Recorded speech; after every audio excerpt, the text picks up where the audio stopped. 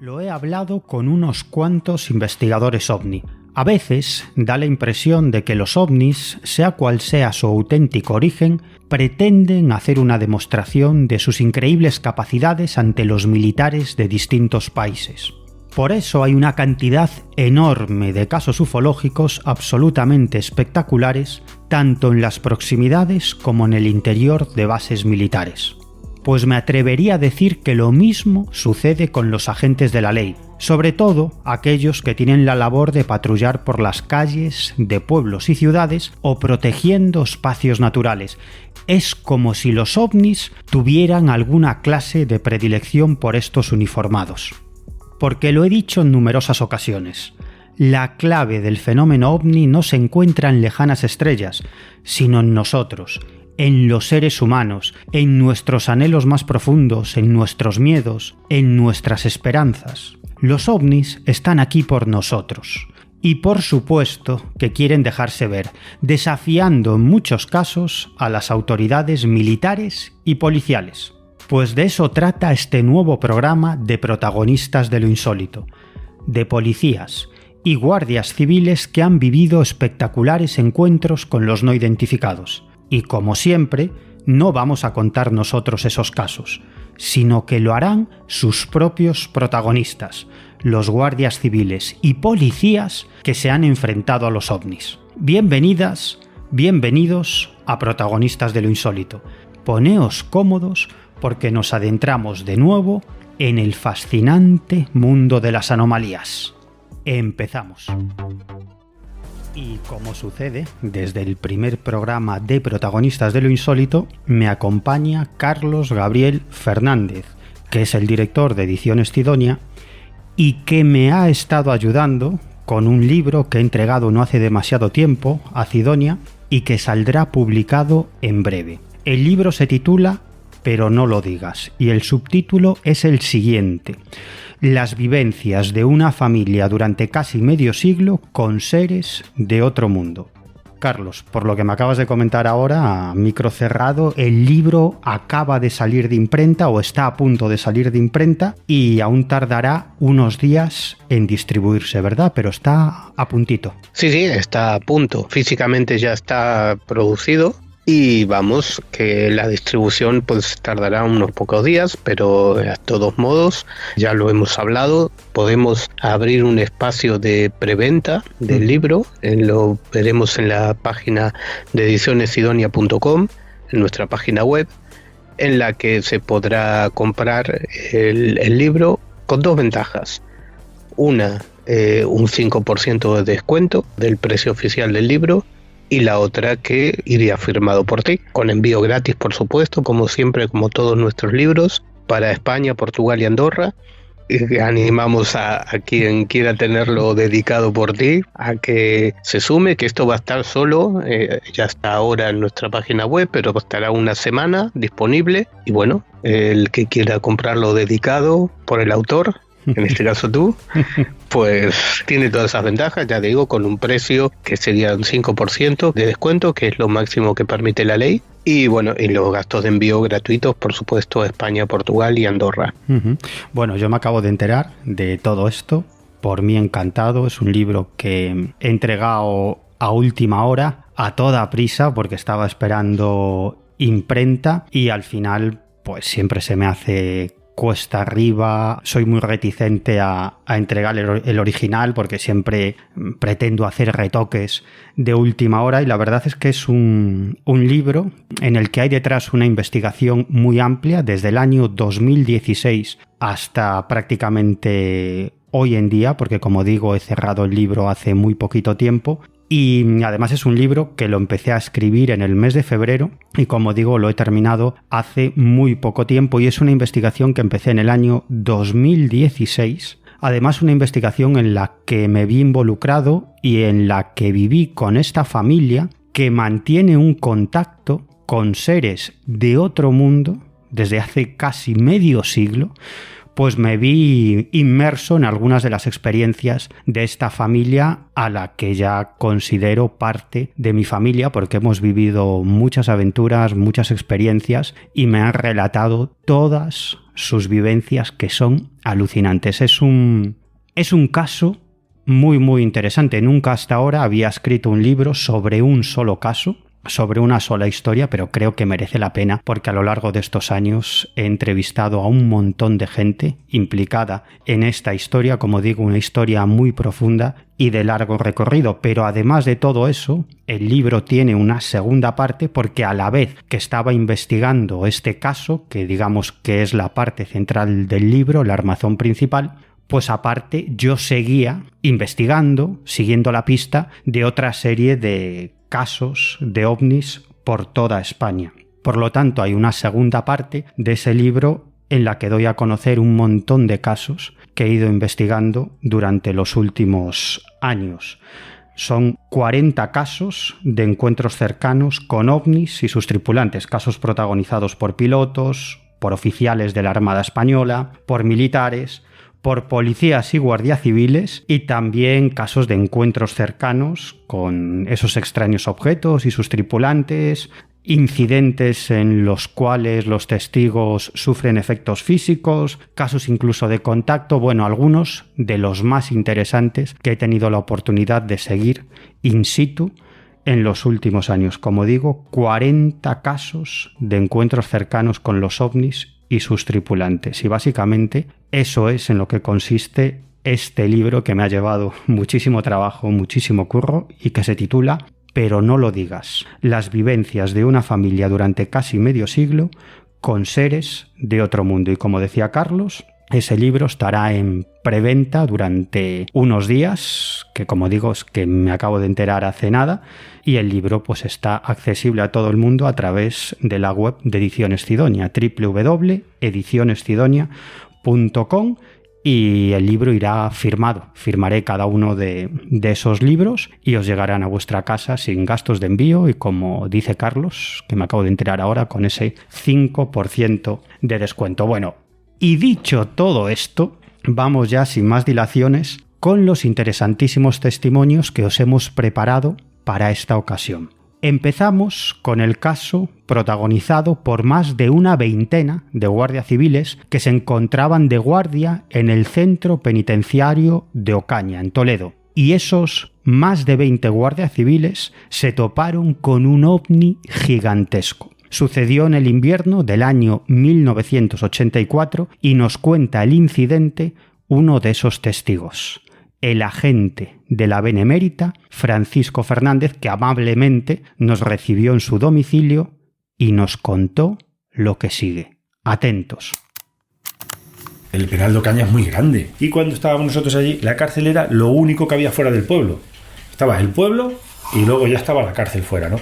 Y la cárcel empezaba en el pueblo y terminaba en un camino a tomar por saco, ¿no? La cárcel es, yo qué sé, a lo mejor como 3 o 4 campos de fútbol, sí, es muy grande. Y eso estuvo delante de nosotros y abarcaba todo lo que era la cárcel. Te estoy hablando de algo enorme. Este muchacho le tocó las garitas de la calle, porque está el penal 1 y el penal 2. El penal 2 es moderno, yo estaba en el 2. Sacábamos número donde te coincidiera. A él esa noche le tocó en el 1. El 1 era de las garitas abiertas, el que tiene tal, y él le coincidió allí, en esas garitas. ¿Qué pasa? Porque tienes otra cosa que hacer nada más que estar mirando. Pero él sí estaba pendiente, porque por allí pasaba mucho el jefe y tal. Y entonces este muchacho estuvo, en los turnos eran de 2 horas. Si él entró, ya estaba allí. Lo que sea, estaba allí. Delante de nosotros y nadie lo vio. Pero él se percató de que, ya digo que era muy observador el muchacho ese, que no había tráfico. En lo que era la parte de Jaén, no había tráfico ninguno. Entonces él le chocó, que se preguntó, tiene que haber un accidente muy gordo porque no hay ningún tipo de circulación por allí. Siempre hubo un accidente, siempre hay un coche de policía o cualquier cosa. Es que no había nada. En las 2 horas él no vio coches ningunos. 10 minutos antes de hacer el relevo, o a lo mejor 20 minutos, él intentando ver, porque el jefe siempre nos entraba por la derecha, venía por un camino, entonces tenía que estar pendiente. ¿Qué pasa? Que con el rabillo del ojo divisó lo que era la parte que ya te digo que se cavaba Ocaña y empezaba lo que era el campo, que era campo, todo campo. Y él vio un coche de pasar. Y dijo, mira, ya han abierto el tráfico. Y él se coscó de eso. Y desapareció el coche. Entonces, claro, dijo, el accidente va a estar allí. Porque desde la cárcel a lo que es la carretera también habrá a lo mejor un par de kilómetros. Es que también es grande. O sea, ahora todo eso está edificado. Ahora mismo es que vas y no tiene... Te cuentan eso y allí no puede haber nada porque hay casas y tal. Pero es que entonces era un campo. Solo había cabras. Me parece que solo había un casote viejo que había... que era donde guardaban ganado o alguna historia, pero vamos, muy pequeño, no era tampoco un edificio grande. Entonces él se coscó de eso y dijo, pues el accidente tiene que estar allí. Otro coche, pero es que ya eran muchos coches los que pasaban, la circulación que había de siempre, mucha, aquello era mucho, y se perdían, entraban ahí y se perdían. Y claro, el tío empezó a pensar que algo sí le impedía la visión. Entonces siguió y ya a lo lejos, porque él estaba en esta parte y todavía queda mucho penal. El objeto abarcaba mucho más. Pues a lo lejos sí veía cómo salían coches. Entonces, de aquí a aquí no había nada. Cogió con el botón del kepi, del gorro nuestro, y empezó a seguirlo, como un seguimiento, como cuando hacen en la autoescuela, a ver dónde va la bolita, a ver dónde para la bolita, ¿no? Y más o menos coincidía con lo que él estaba viendo. Y dedujo que ahí había algo enfrente de nosotros que no nos dejaba ver. Entonces él sí observó cómo faltaban estrellas, pero muchas, o sea, era una bóveda enorme. Él sí vio ahí una forma, a lo mejor, que no sé si sería cilíndrica o tal, pero sí vio que las estrellas no llegaban casi hasta donde estaba él. Empezaban, casi donde estaba él, empezaban las estrellas. Y hacían una forma, y luego por allí sí había. O sea, algo había en medio que no se veía nada más que una oscuridad, era negro. Y entonces él cogió, ya te digo, y fue observador en ese aspecto, y dijo, pues aquí tiene que haber algo. Y entonces empezó a observar con más detalle, pero no vio nada, solo oscuridad. Era un negro total. 10 minutos o un poquito antes de empezar el relevo se hacía a las 2. Yo calculo que no me acuerdo ni del día, el año más o menos fue ese. La hora te deduzco que pudo ser las 2, porque yo a esas horas siempre me comía un bocadillo cuando tenía el primer relevo. Entonces, si en ese relevo ya iba a entrar, me lo había comido, iba a tirar las cosas a la basura. Entonces serían las 2 menos 5, por ahí calculo yo. Entonces él sí vio que el suelo se empezó a iluminar. El suelo empezó a iluminarse, se empezó a poner blanco, empezó a subir una niebla, cada vez más densa la niebla, y él empezó a ver cómo se movía el suelo, cosas, no ni entes, ni cosas, ni formas, ni nada, luces, pero sí veía que luces se movían. Y entonces aquello cada vez se fue a hacer más denso, ¿no? Se iba haciendo más denso, y él observó como la nube se hacía cada vez mayor, hasta que se hizo como un algodón blanco, y se veía cómo cambiaba de luces, como esto de los chinos que cambian de luces, que van a luz azul, amarillo, rojo y tal. Eso me acuerdo yo. Era así como se iban difuminando, no era un rojo, un azul, no, se difuminaba, pero se iba. Pero el blanco estaba, pero lo que se movía por dentro era la luz esa. Y empezó a subir. Él ya sí empezó a ver cómo aquello se veía al suelo. Ya empezó a ver que se iba viendo suelo, se iba para arriba, y él sí vio cómo aquello se elevó. Fue el único que lo vio, el único. Y ya una vez que estaba a una altura un poquito a ojo, lo empezaron a ver todos. Los de las garitas ya vieron que había una luz allí que se subía, una niebla que empezó desde el suelo, pero una niebla que era un trozo de niebla que se iba. Ya cuando tomó una altura a lo mejor de 10 metros, 15 metros como mucho, si no estaba muy bajo. Entonces fue cuando salí yo a tirar la basura. Yo salí a tirar mi basura y vi a mi compañero, que estaba con la capa y el cesme, mirando para el fondo. Nosotros siempre mirábamos para allí porque es por donde venía el sargento. Estaba mirando para el fondo, pendiente, y claro, pues yo no lo vi normal. Muchas veces hasta nos dormíamos de pie, hicieron muchas horas y algunas veces te quedaba sin querer vencido. Y claro, como no se movía, pensé que estaba durmiendo y fui y le di. Al darle el golpe, este se llamaba Prieto, le llamábamos Moro, pero porque era de Valdemoro. Y llegué y le dije, Moro, ¿qué pasa? Y entonces se asustó, me miró y me dijo, mira, y me señaló con el dedo. Y yo al mirarlo, vi la nube. Y yo también me quedé ahí prendado por el color. Es que no relacionas una cosa tan grande. Tío, todavía me abarcaba a mí para atrás. O sea, yo estaba viendo la nube encima Y la nube seguía, se metía en Ocaña. La nube. Era muy grande, o sea, te puedo decir grandísimo. Y yo me quedé mirándola. Los compañeros que están a punto de hacer el relevo ven que no llego. ¿Dónde está el loco? ¿Dónde está el loco? Sale fuera Becerra, otra miquete que está en Puerto Llano, que yo creo que no es guardia, trabaja en la refinería o algo de eso, me dijeron, creo que no es guardia civil. Salió y me llamó, loco, que está al cabo, que vamos a hacer el relevo. En ese momento le digo, mira, y se quedó el otro también y dice, ay, chaval. Nos quedamos todos mirando. Como tampoco pasaba salió Osito de Peluche, uno que le llamamos, es que te digo los nombres porque me parece que era Manuel, pero es que tampoco me acuerdo cómo se llamaba. Y sale, y claro, dice, ¿qué pasa? Que estamos esperando el relevo. Y le dijo el otro, mira. Y entonces ese sí que dio la voz de alerta y salieron ya todos del retón. Si estábamos entonces a lo mejor 8, pues salieron los que quedaban y salió el cabo y se quedaron todos mirando, hostia, todos mirando la luz. De hecho, del penal 1 se oían de chiflar, tal. Los otros compañeros que estaban allí también lo estaban viendo, y lo de las garitas y todo, estábamos viéndolo todos.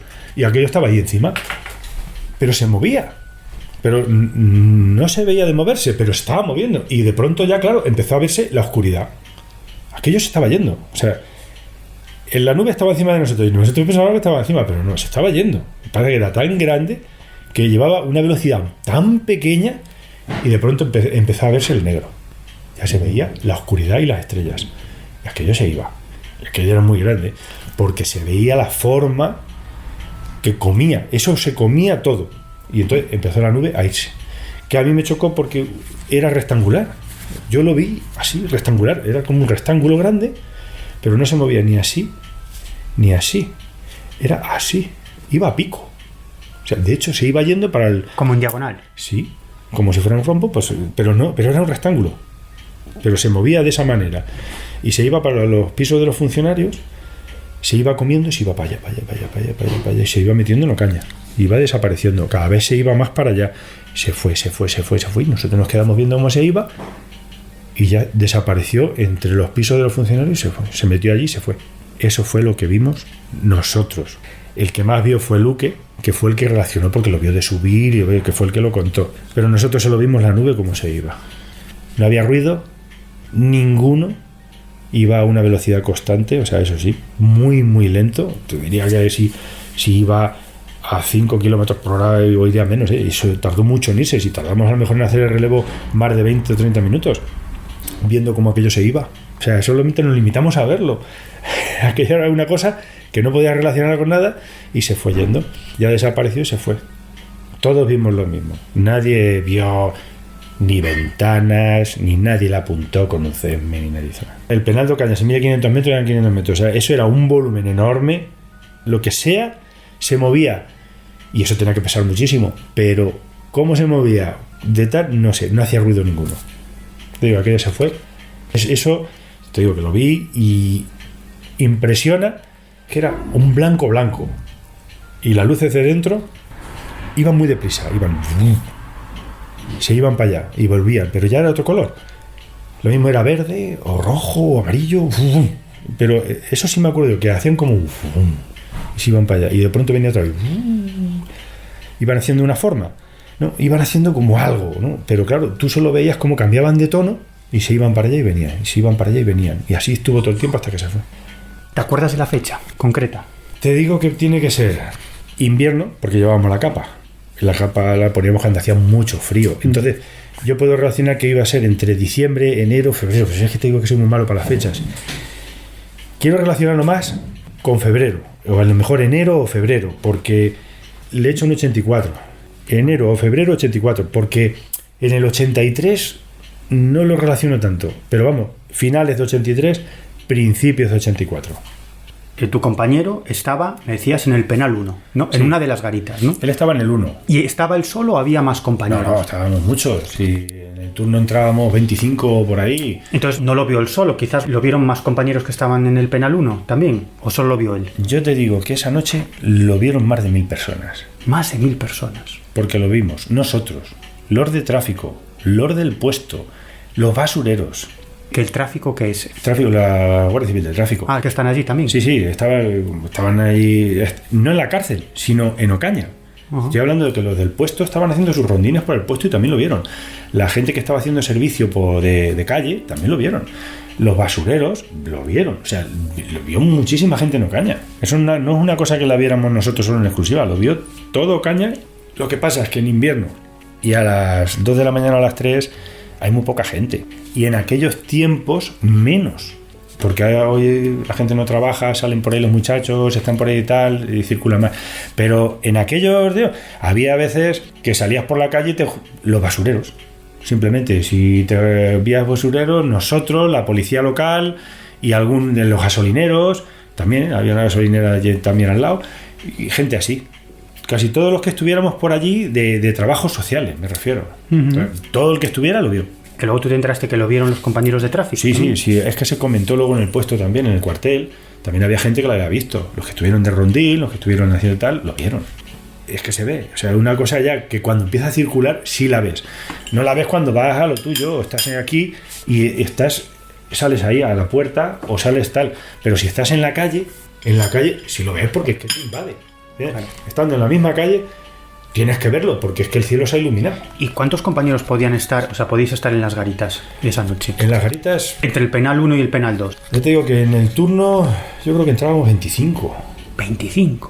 Sí, yo me quiero recordar que entrábamos 25. No sé si era por la mañana y por la noche 18 o por ahí.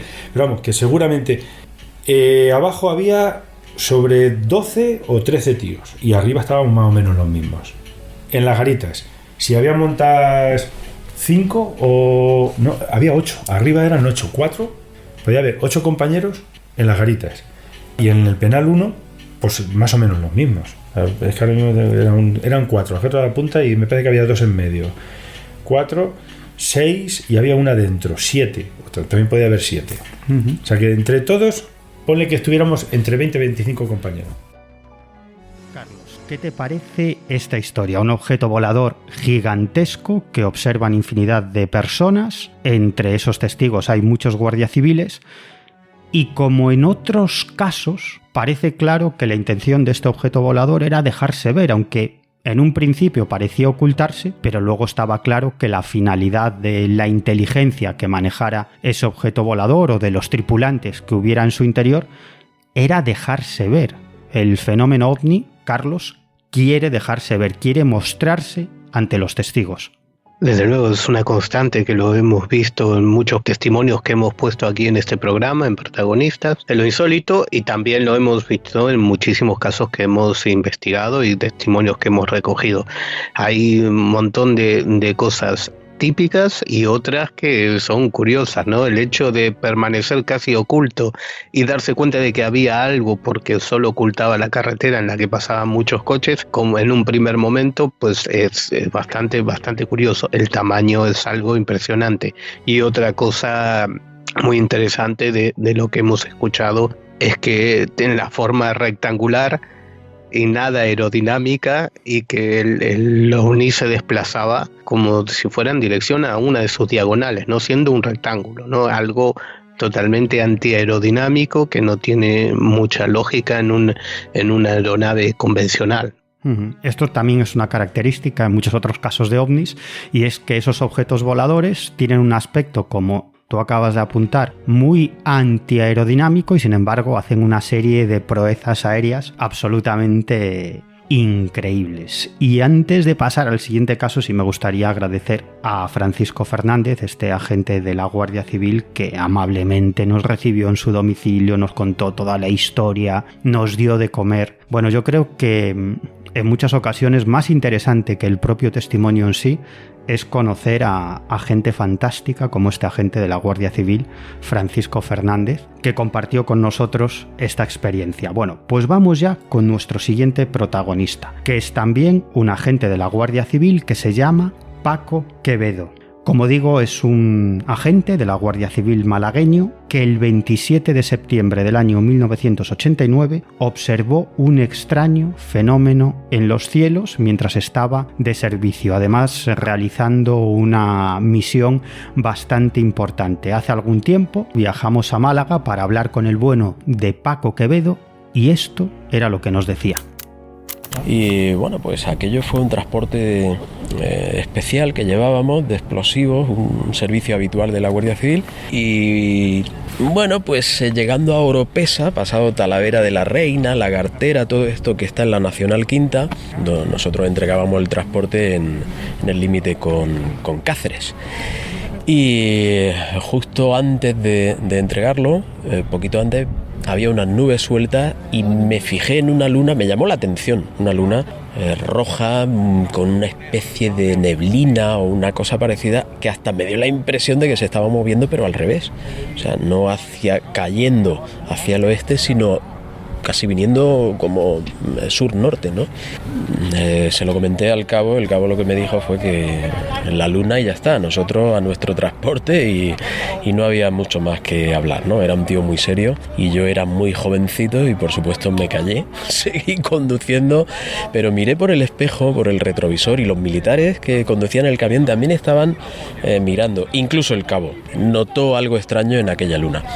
La sorpresa fue la semana siguiente, cuando estando de puertas, pues quería mirar el calendario a ver cómo caía la patrona. Esto fue el 27 de septiembre del 89, lo recuerdo, porque ese sábado que estaba de puertas, vi en el calendario que la luna estaba en fase de luna nueva, no de luna llena, y se había puesto, había caído detrás del horizonte alrededor de las 2 de la tarde. Claro, aquello me impactó. ¿Qué demonios he visto yo? Si no era la luna... La luna no podía ser. Bueno, según el calendario no, y la observación que hice yo las siguientes noches es que efectivamente estaba en fase creciente la luna los días posteriores, por lo tanto no podía ser luna llena. Aquello me preocupó profundamente y me dio rabia no haber mirado con más atención aquello. ¿De qué fecha estamos hablando? Recuerdo que era el 27 de septiembre del 89, porque como te digo, ese día que vi el calendario, sábado, vi informe semanal, el caso Vorónez, que había aterrizado por la tarde el 27 de septiembre en Vorónez una esfera de color rojo. Me vino la imagen de aquella luna, curiosamente. ¿Y de qué hora estamos hablando cuando lo visteis? Eso serían sobre las 9 de la noche. Había algo de luz todavía, pero era de noche. Pienso que serían las 9:30 quizá, por ahí. En septiembre ya es de noche a esa hora. ¿Y vosotros ibais de servicio de control o de vigilancia de un camión que llevaba explosivos, ¿no? Sí, esos camiones militares suelen transportar explosivos, armamento, piezas militares y cosas de este tipo. Y estamos obligados, la Guardia Civil es la encargada en el territorio nacional de registrar y hacer de escolta a estos servicios, a munición, armamento y demás. Entonces, bueno, cuando pasa por nuestra demarcación, nosotros lo acompañamos para evitar que haya ningún problema o ayudarlos si tienen algún problema. ¿Y va solo un coche de la Guardia Civil? Sí, nosotros vamos abriendo camino al transporte y el transporte en aquel caso venía detrás de nosotros. ¿Y hacia dónde se dirigía? Se dirigían a Rota. Según nos dijeron, aquel material iba a Rota, a Cádiz. ¿Y vosotros teníais que escoltar, digamos, hasta cierto tramo? Sí, en la provincia de Toledo. Nosotros lo recogimos en una urbanización de Madrid que se llama Calipo, que pertenece, creo, a Navalcarnero. Navalcarnero creo que es de Toledo a Valmojado.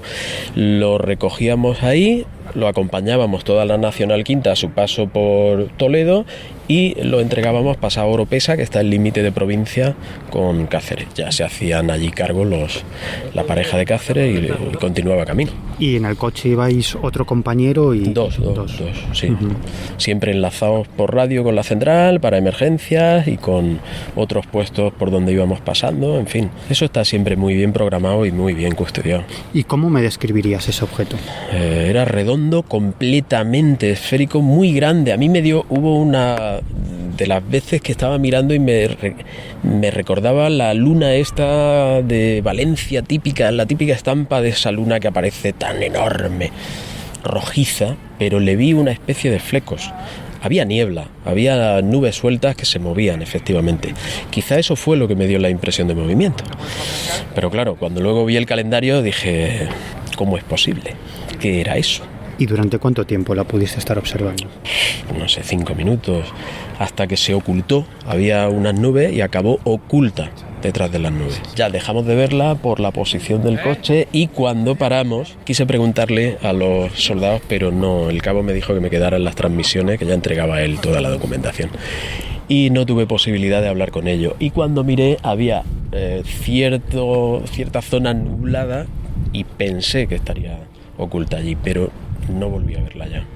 Y ese mismo día, luego descubriste que un compañero tuyo también había sido testigo de un fenómeno. Sí, eso al año siguiente fue muy curioso. Yo cambié de destino y en este nuevo destino me encontré a un chico que le preocupaban estos temas y por una carambola me estuvo explicando que él con su mujer, el año anterior, en septiembre, esto sería en mayo cuando él me lo contó, mayo del 90, que en septiembre habían visto desde la población de Urda, mirando hacia Talavera de la Reina, habían visto una tarde una luna que desprendía niebla como flecos. ¡Hostia! Yo me quedé pasmado, porque digo, oye, pero te voy a contar una cosa. Ese día yo iba en un transporte de explosivos y vi esto. Y me dijo, pues es clavado a lo que vimos nosotros. A mí aquello me molestó profundamente más todavía porque me hubiera gustado estar más próximo al fenómeno, haberlo conocido con anterioridad para ver detalles, haber apreciado más detalles. Bueno, me dolió y me hizo que me acercase progresivamente a investigar, a preguntar, a documentar casuística de este tipo. Y de hecho he acabado teniendo, pues no sé, pero tengo muchísimos pequeños expedientes que me he ido creando de militares, de compañeros, de gente, de personal civil que ha tenido encuentros con este fenómeno. Y como nos contaba Paco Quevedo, a consecuencia de esta experiencia empezó a interesarse por el fenómeno ovni y empezó a investigar este asunto por su cuenta, entrevistando a otros compañeros, a otros guardias civiles que también habían sido testigos de ovnis y también a militares e incluso a testigos civiles, Carlos. Tampoco es extraño que los propios militares y agentes de la ley que protagonizan un caso ovni luego acaben convirtiéndose ellos mismos en investigadores del fenómeno ovni, ¿verdad? Suele ocurrir que muchas personas que han vivido una experiencia relacionada con el tema ovni y eso les motiva o les sirve de punto de referencia para comenzar una investigación quizás más profunda o implicarse más en buscar información o en entrevistar a otros testigos y buscar más información en general sobre el tema ovni. Y claro, cuando esto le ocurre a un guardia civil, un policía, un militar, claro, no es tan frecuente, pero sí es verdad que también ocurre, ¿no? Es decir que, por ejemplo, hay pilotos en los que se han convertido en investigadores de ovnis o han querido profundizar más en el tema, que es algo que ocurre, ¿no? Que es algo habitual. Sí, y no solamente por parte de militares y guardias civiles, sino también de testigos ovni que acaban convirtiéndose también en investigadores, y podemos ofrecer muchísimos ejemplos sobre esto de investigadores españoles. Por ejemplo, me estoy acordando de un buen amigo común, el investigador Carlos Ollés, que por cierto también acaba de publicar un libro sobre ovnis en Cidonia, ¿verdad? OVNIs, nada es lo que parece. Sí, un libro con más de 40 casos de alta extrañeza, la mayoría de ellos investigados por él, en el que, bueno, ofrece una perspectiva del fenómeno ovni bastante interesante, más allá de los testimonios recogidos, ¿no? Que también ya por sí constituyen un valor y un punto de referencia para la investigación en el fenómeno ovni. Sí, y Carlos Ollés es un ejemplo de lo que decimos, porque él vivió no una, sino varias experiencias ovni y a raíz de eso comenzó a investigar este asunto. Yo me acuerdo que no hace demasiados años tuve la oportunidad de entrevistarlo, me contó esas experiencias. Entonces ya había iniciado ese camino de la investigación, pero es que luego se lanzó con todo el equipo y se ha convertido en uno de los grandes investigadores de ovnis en España. Además, un tipo muy honesto, enormemente honesto y muy meticuloso en la investigación de cada uno de los casos. Ese es un ejemplo, pero hay otros muchos en todo el mundo y también en España. Pero hay un aspecto del caso que nos acaba de relatar el agente de la Guardia Civil, Paco Quevedo, que es muy interesante y que no quiero dejar al margen. Y es que justo el día que él vive su experiencia, ese 27 de septiembre del año 1989, tuvo lugar uno de los incidentes ovni más importantes de la historia, el llamado caso Vorónezh.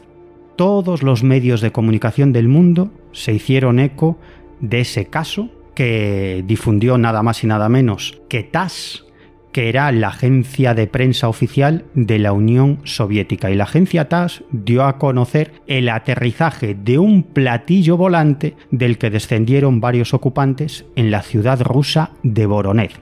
Y esto ocurrió en un parque a pleno día, y varios niños que estaban jugando en ese parque fueron testigos de todo el incidente. Hay que decir que TASS, como hemos apuntado, era la agencia oficial de prensa de la Unión Soviética. Por lo tanto, la agencia TASS estaba bajo el férreo control del PQS, del Partido Comunista de la Unión Soviética. Por lo tanto, toda la información que ofrecía la agencia TASS era información oficial. Por lo tanto, era casi o prácticamente como si esa información la estuviera ofreciendo el propio gobierno de la Unión Soviética. Claro, esto provocó un terremoto informativo enorme y todos los informativos del mundo, prácticamente todos, abrieron con esa información, portadas en periódicos, programas de radio dedicados a este asunto. La verdad es que en su momento fue un auténtico boom.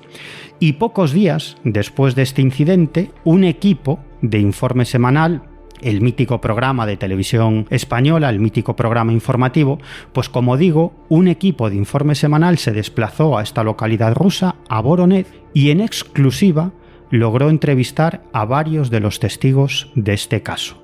Vamos a compartir con todos vosotros parte de ese excepcional documento, el reportaje realizado por el corresponsal de Televisión Española Luis Alberto Rivas para Informe Semanal sobre el caso Vorónezh. En los últimos días todos hemos estado atentos, especialmente a una noticia. Desde hace algo más de una semana, numerosos científicos soviéticos estudian las huellas de un extraño fenómeno ocurrido en la ciudad de Vorónezh. Según diversos testigos, un objeto volador no identificado se posó en un parque de la ciudad. Los testigos de este aterrizaje fueron varios niños, unos niños que han relatado de forma muy parecida, muy similar su experiencia. Y esos mismos niños han explicado para Informe Semanal cómo era aquella nave y los seres que descendieron de ella. Por cierto, que el equipo de Televisión Española ha sido el primero de una televisión no soviética en hablar con ellos. De la nave salieron 3 seres. Eran altos, más altos que la gente normal. Llevaban una especie de gorros, gabardinas azules y botas altas, del mismo color que la nave. Anduvieron por este lugar durante unos minutos. Más tarde entraron dentro de la bola. La nave comenzó a elevarse lentamente y desapareció. Esta es la ciudad de Vorónezh, habitada por cerca de 1 millón de personas y situada 450 kilómetros al sur de Moscú, a orillas del río Don. Fue aquí donde Pedro I mandó construir su flota para dirigirla al Mar Negro. Pero desde aquel hito histórico, Vorónezh había quedado en el olvido y no era más que una pequeña ciudad industrial de la Federación Rusa. Desde hace unos días, sin embargo, acapara la atención de todos los soviéticos y comienza a ser conocida a nivel mundial. La razón, una oleada de avistamientos de objetos volantes no identificados que han aterrizado varias veces en este parque cercano a la calle Mendeliev. Он наблюдал с группой товарищей, как объект завис в районе. Slava Martinov, piloto de aviación, ciudadano de Vorónezh, dirige junto a un grupo de especialistas en ovnis las investigaciones sobre los extraños sucesos ocurridos desde finales del mes de septiembre. Los testigos vieron junto a la nave una gran figura, de gran estatura, que tenía 3 ojos. El ojo central giraba como un radar. Su cabeza era pequeña. Se mantenía fija, sin girar. En lugar de nariz tenía 2 orificios. La nave sobrevoló este lugar. También salieron 2 personas más y un robot. Dicen que era un robot por sus movimientos mecánicos. Les faltaba naturalidad a sus movimientos. Este es uno de los lugares donde, según todos los testigos, aterrizó la nave espacial el pasado 27 de septiembre. Ni la lluvia ni los curiosos han conseguido todavía borrar todas las huellas dejadas por el platillo volante. Вот это место, на котором остались следы от этих аппаратов. Aquí están las huellas del aparato. Tienen forma de orificios circulares cuyas dimensiones varían entre 150 y 200 milímetros. Son 4 huellas que forman un rombo.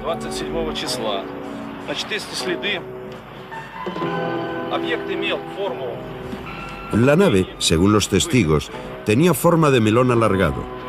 Medía unos 15 metros de largo, 4 metros de ancho y unos 7 metros de altura.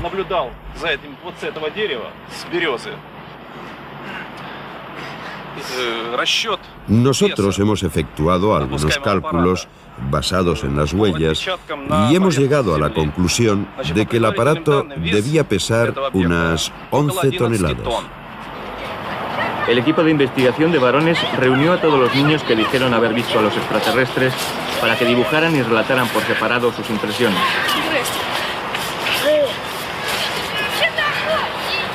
Valodia Starchev, de 12 años, pudo observar a las extrañas criaturas desde una distancia de 5 metros. Но они вышли, я как залез на дерево, я как-то стал недвижимым, как так стал. Cuando ellos salieron de la nave, yo me quedé inmóvil, como paralizado. Estábamos todos muy asustados. 2 de los seres salieron de la nave y observaron el lugar. Después de 5 minutos, se fueron. Cuando desaparecieron, me mareé. La cabeza me dolía y me daba vueltas. La forma de la nave y la descripción morfológica de los visitantes han quedado reflejadas sin contradicciones en los dibujos de los niños testigos. Nada se ha vuelto a saber, sin embargo, del niño que desapareció y volvió a aparecer después de ser disparado por uno de los seres que salieron del platillo.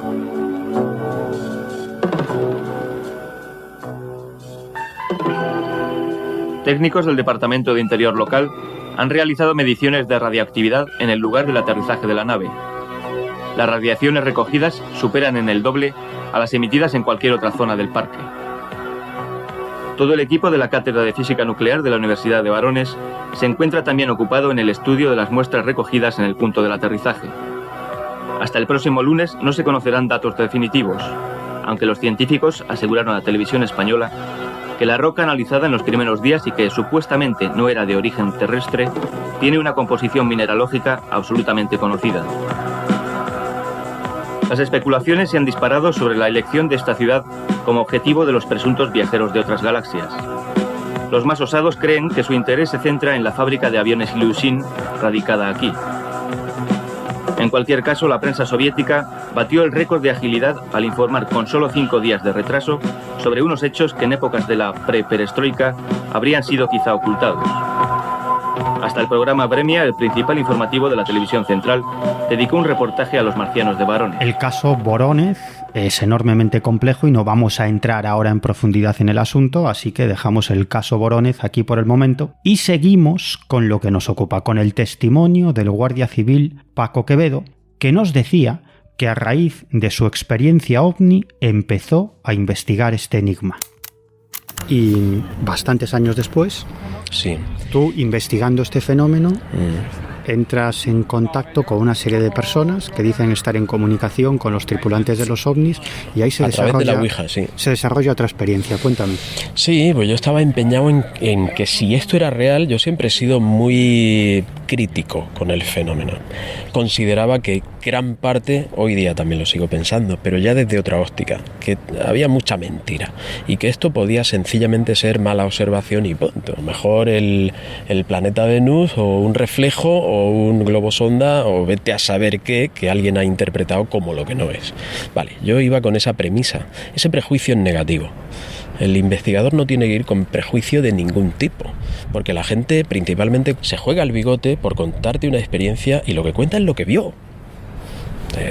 otra cosa vamos a tirar de hilos y vamos a descubrir, pero te cuenta lo que vio. Y hay una realidad detrás que a mí sí me preocupó, me ha llegado a preocupar mucho y me ha convencido de que sí que hay inteligencias que nos están visitando desde hace mucho tiempo. Para mí eso no admite, cada día admite menos dudas, es cuestión de información. Quien se acerca y se informa correctamente, sin prejuicios, con una mente abierta, lo ve. Ahí detrás hay alguien muy superior a nosotros. Y lo han demostrado en avistamientos genuinos una y otra vez. Bueno, pues en este caso había un grupo al que yo me acerqué con intención de ver si de verdad los tripulantes podían tener esa capacidad, ¿no? de conectar, de dar mensajes a través del tablero Ouija. Es complicado el tablero Ouija, pero hay información que acabas comprobando con posterioridad, que te da detalles de ti mismo que a veces te acongojan, porque ¿cómo pueden saber determinado tipo de cosas que me han dicho? Bueno, en aquella ocasión yo fui de observador y quise preguntar por qué no teníamos un encuentro. Si de verdad vosotros sois los tripulantes y tal, vamos a quedar un día. La respuesta que recibí fue que no dependía de ellos, que parece ser que tienen alguien que les organiza sus vuelos o tienen un plan de vuelo determinado y no depende de ellos. A mí me aconsejaban, me dijeron algo así como: a ti lo que te pasa es que debes mirar más al cielo. ¿No? Una cosa así, pero una frase era esa o muy parecida, pero yo no la interpreté en el sentido literal. Curiosamente, parece que en esto me ha ocurrido en otras veces que he asistido a estas mesas de Ouija, y que asociado a lo que el vaso acaba formando, en la frase que acaba formando, parece que viene una información extra, como una sensación. A mí me dio la sensación de que se estaban refiriendo a mi nivel de espiritualidad o a mi nivel de materialismo o a nivel... O sea, hay un trasfondo también en este fenómeno, cuando es real, que parece que nos habla de trascendentalidad, de espiritualismo, de bondad.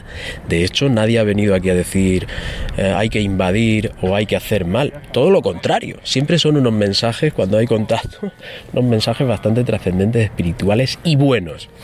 Bueno, pues esa sensación tuve yo cuando me contestaron a esto. Y ahí se quedó. 8 meses después, a mí se me había olvidado aquello, en Roquetas de Mar, después de un viaje, saqué a mis perros del coche, les di un paseíto, igual serían sobre las 9 de la noche o así, era en verano, era el día 24 de agosto del 2002. Y no había sol, acababa de ocultarse, pero había mucha luz. Yo saco a mis perros, que se quedan al entrar en un parquecito con vegetación alta, con pequeños pinos y eso, que el parque estaba recién montado en Roquetas. Se quedan petrificados. Yo pensé que habría un gato por allí en algún sitio, no veo al gato, pero veo por el rabillo del ojo 2 objetos que interpreté como 2 cazas militares. Y me quedé esperando el ruido, aunque lo que estaba viendo yo sabía que no eran 2 cazas. Pero es un automatismo. Y el ruido, aquello no hacía ruido. Volaban a una velocidad terrible, se alejaron hacia una montaña que hay en el poniente almeriense. Yo creo que la localidad que hay allí es El Ejido o Dalías. Allí llegaron, rebotaron, como si hubiera una pared de goma, ¡pam, pam!, rebotaron y se dirigieron otra vez hacia donde yo estaba. Me pasaron, pues quizá 800 metros o menos. Eran perfectamente como un óvalo, como un balón de rugby, de color marrón mate, como óxido, mate, sin brillos, liso, perfectamente liso, no había toberas, no había nada. Era como algo liso, fusiforme, rodeado, perfectamente visible. Se le veía un contorno como de 2 metros o así, de una especie de, yo te diría, cristal, un campo de fuerza cristalino, transparente, que lo más semejante que se me ha ocurrido siempre ha sido el calor que suelta la arena muy caliente en la playa. Esa ondulación que se levanta como 1 metro, ¿no?, cuando hace mucho calor, pero sin ondulación. O sea, aire caliente alrededor, a lo mejor, campo de fuerza, y lo veías perfectamente, estaba todo el aparato estaba embutido dentro de eso. Bueno, pues al pasar por delante de mí, el primero avanzaba a un ritmo enorme y el segundo hizo un acercamiento al primero, alejamiento, como si tú saludas a alguien con la mano.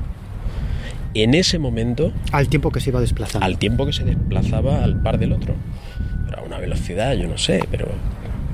Pudieron recorrer 25 kilómetros para un lado y 25 para otro en unos cuantos segundos. Rapidísimo. En ese momento que hacía este desplazamiento de saludo, era semejante a un saludo, yo recibí internamente el saludo. No un hola, no un adiós, sino un saludo amable que me dejó sobrecogido y un no o ahora no. Y me vino la pregunta que yo le hice en su día de por qué no podemos tener un encuentro. O sea, era como una confirmación de que aquello era real y de que ellos tienen máquinas, son reales y están aquí, visitándonos. ¿Por qué? A lo mejor son nuestros hermanos mayores cuidando de gente que aún es muy salvaje, indicándoles cuál es el buen camino. A lo mejor son los dioses de la antigüedad. No lo sé, Miguel. Sí sé, y te juro que, bueno, me van a pelar por esto y me pondrán a parir, pero hay una idea de bondad encerrada que acompaña a esta gente y a mí me dejó, la recibí perfectamente y me dejó, ¿cómo te diría? O sea, emocionado.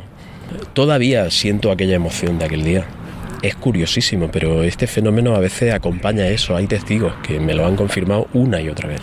¿Y tú sentiste o lo escuchaste en tu cabeza, lo sentiste? No era oído, no era una vibración, no era sonoro. ¿Cómo decirte? Es sentir, es un sentimiento. Es como si alguien te mira y tú sabes lo que te quiere decir. Esa es la sensación, ¿no? Alguien muy próximo te mira amablemente y tú sabes que te quiere decir... voy a darte un abrazo o te quiero, ya lo sabes, sin que te lo verbalice. Esa es la sensación. Recuerdo perfectamente ver en aquella ocasión, sí que me fijé todo lo que pude en los detalles. Bueno, es que no había detalles. El detalle más visual era el campo de fuerza o lo que fuese que transparente que rodeaba a estos vehículos, pero no había más. No hay humo, no hay ruido, no hay remaches, no hay empalmes, no hay costuras, no hay nada. Sí, yo calculo que debían tener entre 7 y 6, 8 metros de longitud. Eran fusiformes, la forma más parecida a un balón de rugby. Eran así, como unos 4 metros podían tener de alto, 3, 4 metros de alto y como 6 u 8 de longitud. Casi seguro. ¿Y todavía no había anochecido? No, el sol se había ocultado, pero había muchísima luz todavía. Carlos, vuelve a aparecer en Protagonistas de lo Insólito la Ouija como método de contacto con entidades no humanas, con extraterrestres en este caso, pero en otros con espíritus, con ángeles, con demonios. ¿Qué pasa, Carlos? ¿Existen todos esos seres y se comunican con nosotros a través de un tablero y un vaso? Dicho así, bueno, parece absolutamente ridículo. Sí, bueno, y lo del tablero es solo un método, ¿no? Porque también podemos hablar de escritura automática, podemos hablar de canalización, podemos hablar de otros métodos incluso más tecnológicos como las psicofonías o las llamadas de teléfono, donde también pues hay una serie de comunicaciones con otras realidades que a veces se identifican de una manera y otras de otra, ¿no? Ya sean tripulantes de los ovnis, seres de otras dimensiones, ángeles, la Virgen también. Y después, no sé cómo no nos sorprende más que todos esos fenómenos se parezcan de alguna manera, ¿no? Cuando los métodos de contacto también son muy, muy parecidos, ¿no? Bueno, es un tema que ya es un tema en sí mismo, ¿no? Del contacto, ya lo hemos tocado en alguna ocasión, de alguna manera, y volveremos a tocarlo seguro. A modo de reflexión, cualquier método de contacto con otras realidades, pues los interlocutores a veces se identifican como tripulantes de ovnis, otras veces como espíritus, personas fallecidas, demonios, ángeles, la Virgen o cualquier otra entidad digamos, de esa otra realidad. ¿Qué son o qué no son? ¿Dicen la verdad o no dicen la verdad? ¿Con qué tiene que ver? Pues es un tema súper profundo, ¿no? Pero bueno, el tema de hoy son los ovnis. Y en toda la historia del contactismo ovni está muy presente tanto la Ouija como esos otros muchos métodos de contacto con otras realidades. Sí, a mí esto que estamos comentando ahora me lleva a pensar que detrás de todos estos fenómenos aparentemente tan dispares y cuyo común denominador es que los llamamos anómalos, pues desde mi punto de vista detrás de todos estos fenómenos existe alguna inteligencia. Todos tienen el mismo origen y yo creo que tienen mucho más que ver con nosotros, con nuestras creencias y con nuestro inconsciente más profundo de lo que nos podemos llegar a pensar. Pero de lo que no hay duda es de que todos estos fenómenos tienen una materialidad y que dejan o pueden dejar rastros físicos de sus apariciones. Bueno, nosotros todavía no nos comunicamos con nuestros oyentes a través de la Ouija, sino que nuestros métodos de contacto son mucho más mundanos. Así que, Carlos, ¿cómo pueden comunicarse con nosotros los oyentes de Protagonistas de lo Insólito para contarnos sus experiencias anómalas o ponernos en la pista de nuevos casos? ¿Cómo pueden ponerse en contacto con nosotros? Pues bien, tenemos varias vías. Una de ellas es el teléfono, un número de teléfono que es el 604-070-106, repito, 604-070-106, con el 34 si se escriben o nos mandan un mensaje desde fuera de España, y este teléfono está no para llamadas, pero sí para mensajes de WhatsApp, ya sea de texto o de voz, y para SMS, por supuesto. Ahí a través de eso podemos iniciar un primer contacto, ¿no? Más tradicional, o no, pues el correo electrónico, que también lo ponemos a disposición de nuestros amigos oyentes, que es protagonistasinsolito@gmail.com, y luego también estamos en algunas de las redes sociales como Twitter o Facebook, donde también se pueden poner en contacto con nosotros. Bueno, pues esas son las vías de contacto con Protagonistas de lo Insólito, que como digo todavía son vías de contacto bastante mundanas. Y ahora vamos con un caso absolutamente espectacular.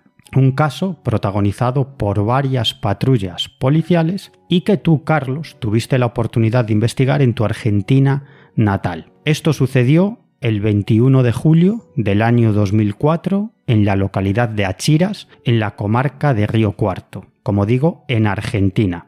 Esa noche, el oficial de policía apellidado Barrio circulaba en su automóvil junto al jefe de bomberos de la localidad de Achiras, que se llamaba Francisco Bassi. Como digo, estos dos hombres circulaban en automóvil cuando se encontraron con algo bien extraño. Venimos por la ruta, veo una luz a la altura de aquel cerro, una luz, pero era más grande que una estrella y estaba mucho más cerca que las estrellas. Y veo que esa misma luz se corre, pero a una velocidad terrible, se corre y se queda estable. En un momento dado, corre nuevamente horizontalmente y sube hacia arriba. Y en el mismo momento donde había partido, volvió al mismo lugar. Y vuelve a repetir vueltas, pero distinto, digamos, al revés. Subía, bajaba y corría. Y después lo hizo 3 veces al giro ese. Entonces me llamó la atención. En ese momento, a Cierro 1, que viene a ser el centro de comunicación de Río Cuarto, que tenemos nosotros, le pido información si por la zona nuestra sabrían si anda algún helicóptero, algún avión, porque me llamó tanto la atención, y yo sabiendo que ya a simple vista no era un avión. Pero como yo había escuchado que ya habían visto luces así, me llamó más la atención. Entonces le digo, es una luz grande que estoy viendo yo, es más grande, le digo, que una estrella, le digo, y en este momento le digo, se está viniendo hacia donde estamos nosotros. Le dicen, ¿en qué está? Le digo, mira, yo estoy llegando cerca de la escuela UEM, que es una escuela. Entonces cuando le dije todo eso, me dice Basqueto es el que está en la central de comunicaciones, ¿qué es lo que me están informando las fuerzas aéreas? Bueno, dice, en horas tempranas, dice a 19 horas, han visto varias luces. Carlos, entiendo por este corte de voz que acabamos de escuchar que el oficial Barrio y el jefe de bomberos se encontraron con una luz enorme, una luz que hizo unos movimientos rápidos y unos giros tremendos, así que el oficial lo que hace es comunicarse con la comisaría para averiguar si allí sabían algo sobre esa luz tan extraña. Y al parecer, Carlos, ya se habían observado luces extrañas en esa zona horas antes, ¿verdad? Sí, sobre las 7 de la tarde de ese mismo día se habían visto varias luces, según le informaron a Víctor Barrio de la propia comisaría. Y bueno, además él comenzó a retransmitir, digamos, lo que estaba viendo en directo, y a él se sumaron no solo varias comisarías del entorno, como puede ser la de Chajango o de las Albahacas, que desde estos diferentes puntos, que a veces algunos de ellos distan hasta 50 kilómetros, comenzaron a verse pues también otros fenómenos luminosos.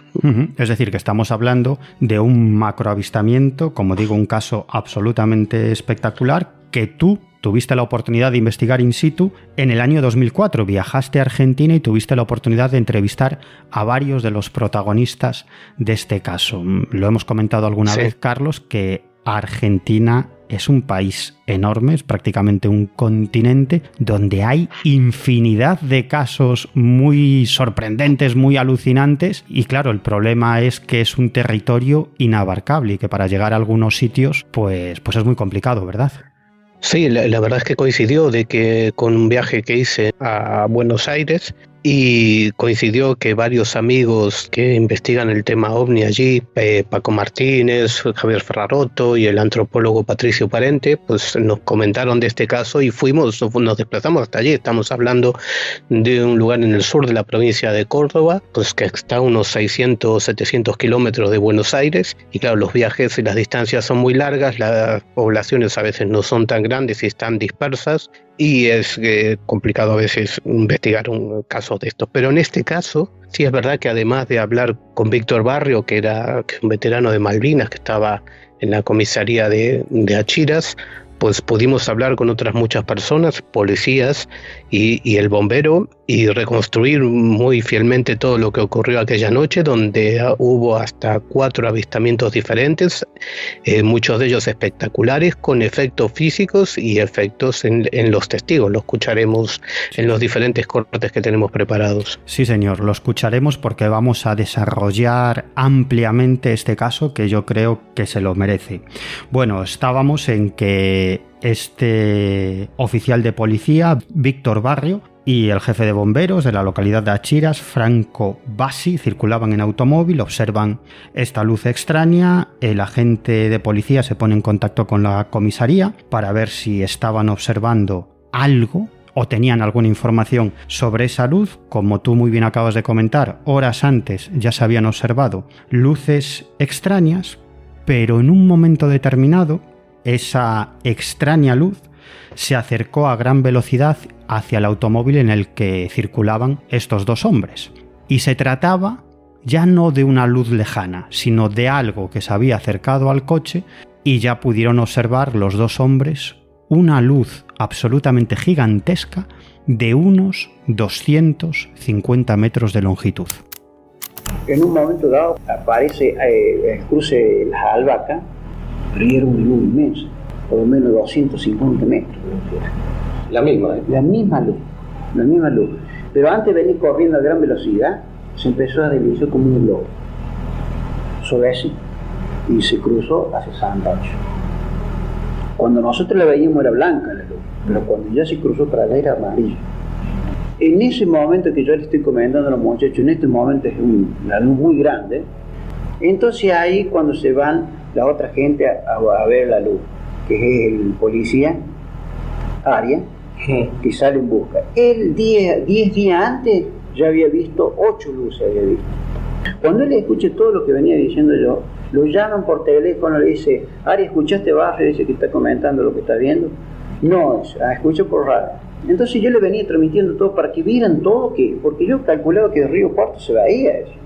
¿Por las dimensiones que tenía? Sí, una por la altura, cómo venía bajando, y otra que no era una cosa, se veía que no era una estrella. Y yo le venía transmitiendo todo eso para que vieran. Todavía le daba información yo a la Fuerza Aérea para que me dijera qué es lo que era. Claro. Carlos, el propio oficial de policía, Víctor Barrio, confirma que otra patrulla de policía se encontró con el ovni, con ese ovni o con otro ovni, y que él mismo se comunicó con la Fuerza Aérea Argentina para dar cuenta de lo que estaba pasando.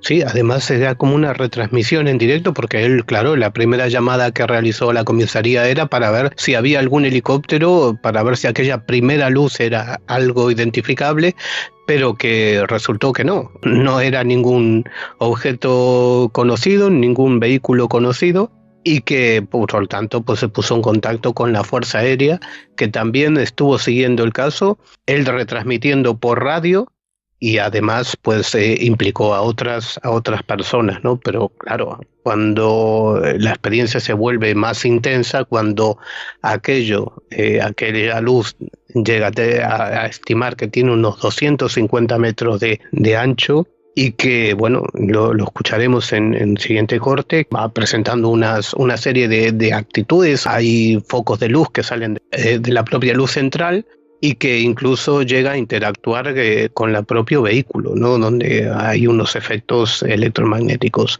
En fin, que todo eso estaba siendo seguido por la propia comisaría y otros policías que se encontraban en puntos distantes.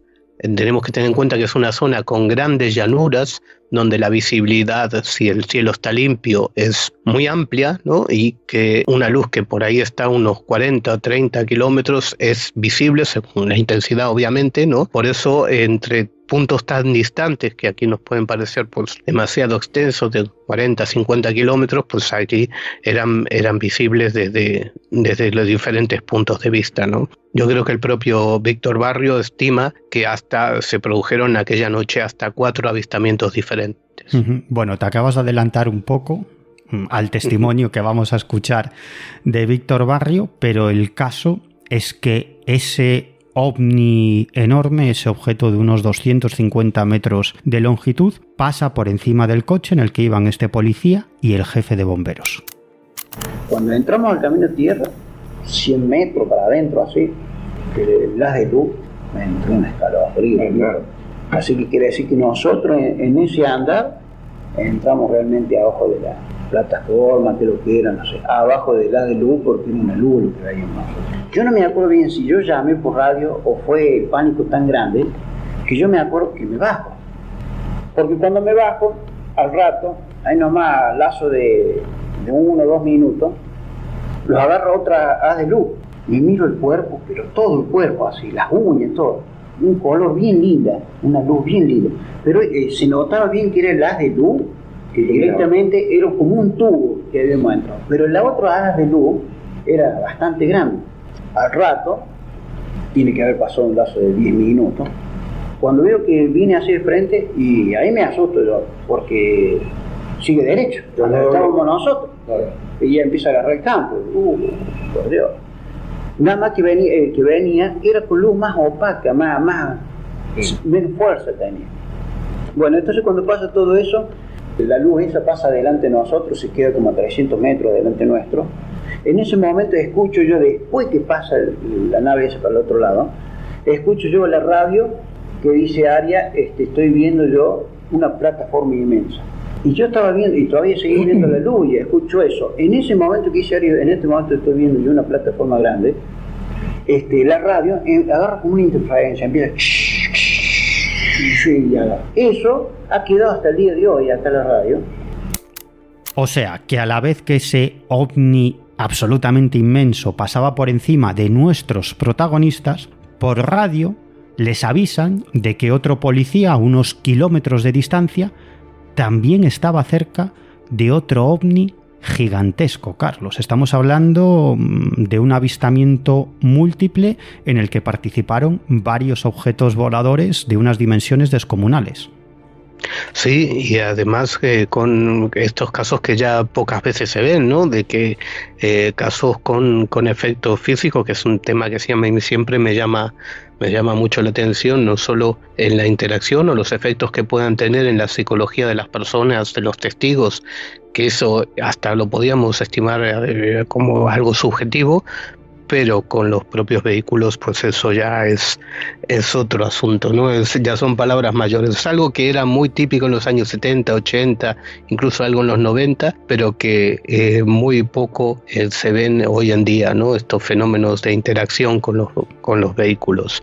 Y en este caso pues el otro policía, Arias, que había sido testigo ya unos días atrás de otro avistamiento ovni impresionante, pues también fue testigo de esa misma noche de un objeto también de grandes dimensiones y gran proximidad. Pues ese otro policía que estaba también observando otro objeto descomunal muy cerca de él y que se estaba comunicando por radio con otras patrullas policiales, lo acaba de decir Carlos, era el sargento Guillermo Arias, al que tuvo la oportunidad de entrevistar, Carlos, uno de tus compañeros investigadores ahí en Argentina, ¿verdad? Sí, lo entrevistó por teléfono porque en aquel viaje no fue imposible llegar hasta ese lugar. Estamos hablando de a veces que son distancias por ahí no tan largas, pero las comunicaciones por carretera no siempre son fáciles, y además por la disponibilidad del propio sargento Arias, que en aquel momento, mientras estuvimos allí, no pudo. Pero Juan Pablo Gómez, que para mí es uno de los mejores investigadores de ovnis que hay en Argentina, pues lo entrevistó y nos cedió esta conversación donde describe perfectamente cómo fue ese avistamiento de aquella noche. Pues bueno, esto es lo que le contaba el sargento Guillermo Arias al investigador argentino Juan Pablo Gómez. Tras la sierra se veía un gran reflejo como si viniera saliendo el sol o la luna, y seguía escuchando el comentario de este muchacho que me relataba lo que le estaba pasando. Entonces ahí que yo llamo por teléfono al destacamento policial donde vivo con mi familia y le digo a mi esposa que se esté atenta, que cualquier cosa me llame por teléfono para mantenerme comunicado, que iba a hacer 1 kilómetro más y iba a tratar de acercarme hasta la jurisdicción de H.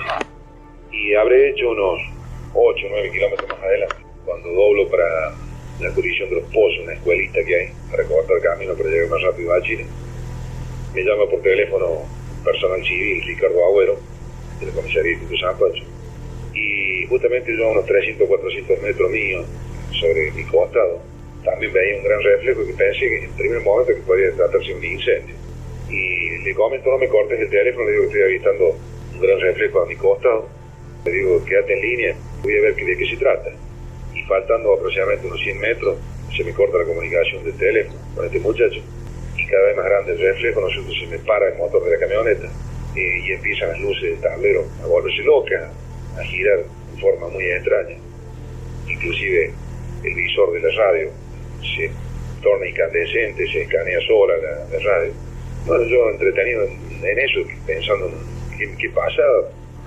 Este sargento, Guillermo Arias, se va con su automóvil a la caza de ese extraño objeto que estaba viendo, y cuando se acerca a este objeto, se le para el motor del coche y los aparatos del coche policial empiezan a volverse absolutamente locos. Eso es tremendamente difícil, es decir, tecnológicamente, digamos, es difícil. Te para el coche, bueno, puede ser un error tuyo, ¿no? El propio conductor puede tener un error ante el impacto de ver algo impresionante, ¿no? Pero que las luces empiecen a encenderse solas y que luego algunas luces que no funcionaban desde hace meses comiencen a funcionar normalmente, pues eso, esa interacción tecnológica es bastante más compleja, más difícil de producir, y estamos hablando de una zona muy alejada de núcleos urbanos, es decir, bueno, hay casas, obviamente, hay pequeños pueblos, pero que digamos que no es un lugar neurálgico donde pudieran haber estado, yo qué sé, fuerzas especiales de cualquier estilo o con tecnologías, digamos, estas de película, ¿no? Como para interactuar con un vehículo relativamente simple, ¿no? Es complicado. No vamos a extendernos aquí en temas de electricidad ni en temas de electrónica, pero es complicado interactuar para que se produzca un fenómeno de estas características como el que relata Guillermo Arias. Y Guillermo Arias observa a solo 15 o 20 metros de distancia de donde él se encuentra un objeto volador inmenso. De repente se apagan todas las luces y a unos 15 o 20 metros de distancia, sobre mi derecha, comienza a levantarse una especie de nave terriblemente grande, ¿no es cierto?, con chorros de luz celeste hacia abajo, y empieza a pasar sobre el camino y se posa sobre el camino, también a unos 15-20 metros de distancia. A una altura, yo calculo, de adentro de la camioneta, que alcancé a ver a unos 30-25 metros de altura. Pero enorme, una cosa impresionante. Esto era como un triángulo puesto de costado, ¿no es cierto?, con su punta redonda, con dobles ventanillas, centenares de ventanillas, con luces que iban desde el violeta al amarillo, pero muy opacas, o sea, como si fueran vidrios, pero muy opacos, donde se veían sombras que iban y venían dentro de esa ventanilla. Es ahí cuando me decido bajarme del vehículo, porque yo no tenía más transmisión, nada. Me bajo de la camioneta, simplemente atiné a manotear el arma reglamentaria que llevaba en ese momento, y calculo que he hecho unos 150 pasos hacia atrás y seguí observando eso. Y lo pude mensurar así a simple vista, que aproximadamente tenía unos 200 metros de largo eso. Algo terriblemente grande. No emitía sonido, simplemente tenía varios chorros de luz celeste hacia abajo, como una luz congelada, que no daba ningún destello. Y de repente sale disparado como un rayo hacia mi izquierda, no sé si queda todo de luz, de día, una luz terriblemente grande. Tal es así que alcancé a observar los animales vacunos, los caballos en el campo, inclusive saltaban hacia la calle, muy asustado. Bueno, y meto la mano al bolsillo de la campera para buscar el celular, lo había perdido. Y bueno, más o menos 2000 metros de distancia, donde hay dos lomas más de piedra, se alcanzaba a percibir todavía el gran resplandor de ese aparato que salió disparado hacia la izquierda. Carlos, el sargento Guillermo Arias se convierte en testigo de un auténtico encuentro cercano con un ovni, e incluso puede que con sus tripulantes, porque dice que dentro de las ventanas de ese objeto volador se veían sombras que se movían. Sí, y estamos hablando que tenía aquel objeto triangular con las puntas redondeadas a tan solo 15 metros de distancia, 200 metros de largo, y que se desplazaba sin hacer ningún sonido. Bueno, luces de todo tipo, ¿no? Que decía que entre violeta y el amarillo van, pero que veía sombras que iban, aparentemente no sabía decir si eran tripulantes o lo que fueran, dentro de esas luces, como personajes que se movía, como bien decías, y que aquello se desplazaba sin ningún sonido, ¿no? Algo impresionante. El objeto volador desaparece y Guillermo Arias, muy nervioso, se comunica con la comisaría y también con su familia. Y ahí estuve alrededor de 1 hora y media, 1 hora y 45, dando vueltas, hasta que escuché el teléfono que sonaba y lo pude localizar por el sonido y me pude comunicar con mi familia. Entonces, desde ahí me comunico a la comisaría de Tito San Pacho con el oficial Solí, que estaba a cargo en ese momento, y me tranquiliza un poco, ¿no es cierto? Me hace conversar con otros muchachos que estaban ahí. Y bueno, le explico más o menos dónde estaba, lo que había visto, que se quedaron tranquilos, que estaban un poco angustiados. Y pasan unos 45 minutos más y me encuentran. Cuando me encuentran, yo no recuerdo bien. Según ellos me sacaron la pistola de la mano, que la tenía martillada. Querían dejar mi vehículo ahí, yo no quise. Sí. Le digo, no, el vehículo no lo dejamos acá, me quedo yo acá, que sea alguno conmigo acá. Y tal es así que lo accionamos y volvió a funcionar correctamente el motor, y inclusive prendieron todas las luces. Lo que estaba roto en el tablero de hacía 7-8 meses, sorprendentemente se arregló, como era la parte de, el marcador del alternador que no funcionaba, el stop de freno tampoco, la luz del receptáculo del interior del habitáculo tampoco andaba y comenzó a funcionar. Y funciona hasta el día de hoy. Lo que sí, después al otro día, ya un poco más calmo, me fijo, las tapas de la batería estaban flojas, una había saltado, había ácido de batería por todos lados. O sea, es como si hubiera recibido una sobrecarga, que así tiene que haber sido.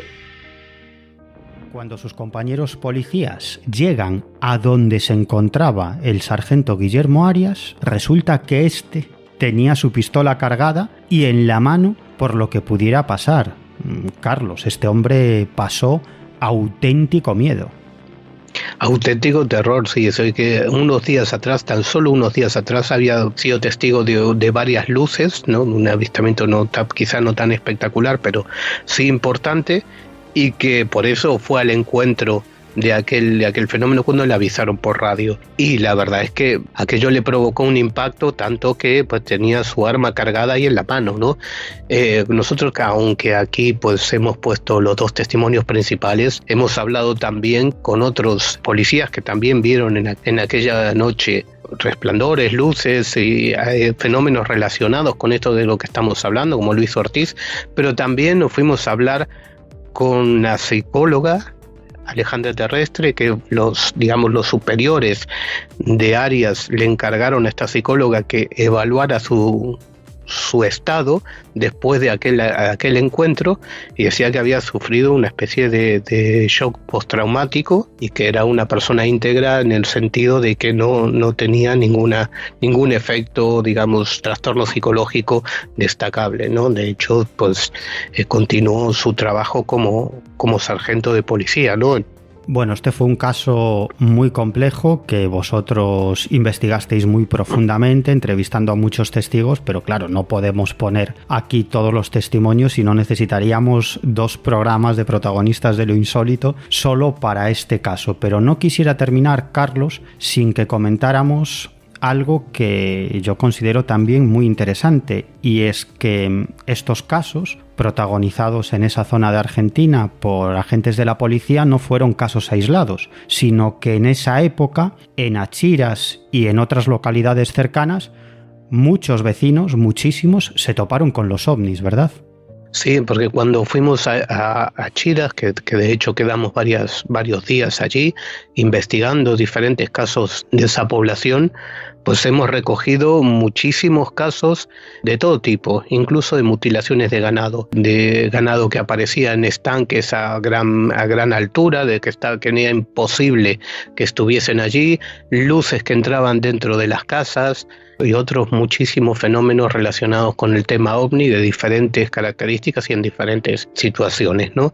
Digamos que pues hicimos una investigación bastante intensa, tanto que como éramos varias personas, y esto lo solemos hacer muchas veces, nos dividíamos, ¿no? Por ejemplo, en el caso de la entrevista a Barrio y al bombero Francisco Francoviasi también, ¿no? Los entrevistamos todos juntos, pero luego nos dividíamos, digamos, repartiendo ese trabajo, porque era tal la cantidad de casos relacionados con el tema ovni que había en esa población que, bueno, no damos abasto para hacerlo en tan poco tiempo, ¿no? Bueno, pues escucharemos alguno de los testimonios que tuvisteis la oportunidad de recoger en esa investigación en próximos programas de Protagonistas de lo Insólito, porque me estás hablando incluso de ovnis que llegaron a entrar dentro de las casas, que esto también es tremendo, ¿no? Fue, digamos, unos días muy intensos de recogida de testimonios, ¿no? Ahí había aterrizajes, había luces dentro de las casas, luces pequeñas, de pequeño tamaño. Podríamos un día tocar ese asunto, que es bastante poco conocido y con unas características muy peculiares. Bueno, pues mira, me lo apunto. Ovnis que entran en el interior de casas, de viviendas, de construcciones. Yo creo que es un tema que podemos tocar en algún programa de Protagonistas de lo Insólito, porque también tenemos testimonios sobre esto. Bueno, la verdad es que tenemos testimonios sobre muchísimos de estos fenómenos anómalos y mucho más que tenemos la intención de grabar. Carlos, pues hasta aquí hemos llegado, que nos escuchamos en Protagonistas de lo Insólito dentro de un par de semanas, pero tú y yo seguimos investigando y siguiendo la pista a nuevos casos, ¿verdad? Sí, así es. Ya nos hemos pasado un verano intenso recogiendo nuevos testimonios para nuevos programas, y además de lo que ya tenemos nuestro archivo que es bastante voluminoso, pues esperamos seguir teniendo la complicidad de nuestros oyentes para seguir divulgando este tipo de testimonios, y como siempre decimos, son la base de todos estos fenómenos. Cualquier especulación, cualquier teoría siempre tiene que hacerse en base a lo que son los testimonios, y aquí los compartimos con los amigos de Protagonistas de lo Insólito.